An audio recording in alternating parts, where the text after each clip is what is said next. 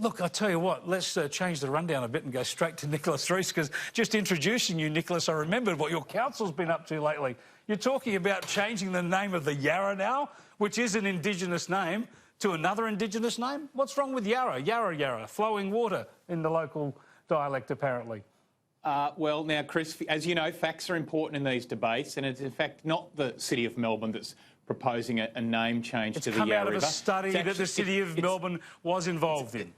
Well, no, again, you're wrong, Chris. It's actually a proposal put forward by the Yarra River Business Association, which is a terrific little group, I've got to tell you. John Foreman's their president. Regularly, I address their lunches. They do great work for businesses along the Yarra River in our great city here.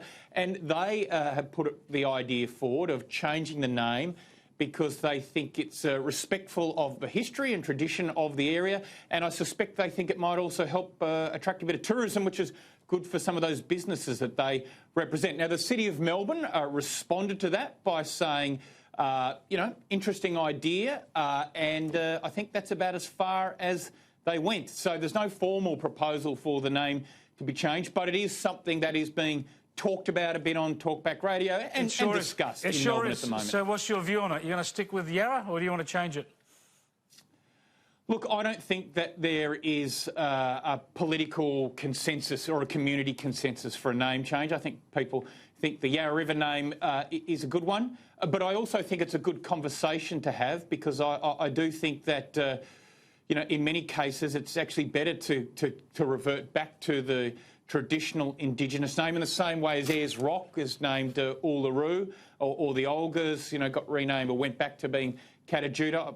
I think that's actually quite a good thing and respectful of that 60,000 years of Indigenous history we have in this country. You love words and the history of words, Kel. You've written extensively about it. But this one is hilarious because the Yarra gets its name from the local Aborigines when the European settlers turned up there.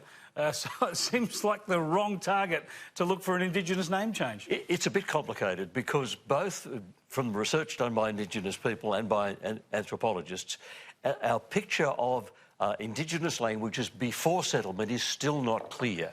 And it looks as though where particular language is spoken is uncertain. There were, for example, in the Sydney Basin, there was a nation called the Eora Nation, but there were other fragmented bits within that, the Guringai people, the Darug people and so on. So what do you use? An Eora word, a Guringai word, a Darug word? It's not Indigenous or non-Indigenous. Oh, no, exactly. You're talking there are a couple of Indigenous 200 names. language groups. And I think that's the case with the Yarra. It's got one Indigenous name.